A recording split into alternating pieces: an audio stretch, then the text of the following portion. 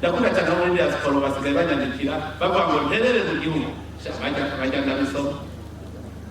ndabisoma mvuze duce baterere igihugu ni hakufata ko ndi nko mu nama nicyo gituma muri benshi ntacyo ndababwira nyandikira kuri email gaca ndabibaha kugira ngo binyorohere biri mu mashini ko najewe cyangwa bisohora nkabihana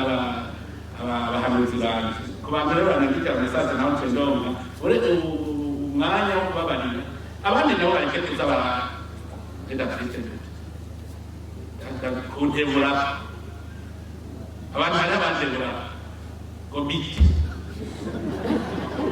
umuzengo mufifi urazi gutumanya n'ikudabira nabahaye umutwe mujyana n'ugutwi oya n'ibimwe twakiri mwandika ngo BTE ibyo ngibyo bajene mwebwe ibyo n'umurimo mukuru w'igihugu niwe mumenye wo muri kuravugana uwo ariwe hariho abatazi ko bari kwavugana n'umukuru w'igihugu umeze neza n'umuntu ego ni umujama w'abenegihugu ngaho naho n'abandi umujama mwarashize amabanga akomeye atuma ntakija mu byo guterura nimba mushaka guterura muze muhegeranye ni muri siporo murabona nifatira nkanzikira hariya iwanyu mu mihana iyo bihuye n'umugenzi ndahagarara ngatera inkuru kabisa nkamubaza amakuru y'iminsi kandi siporo ndayikora ushaka gutegura azazaranda wajya muri siporo hari n'abana baca bakurikira akagatera inkuru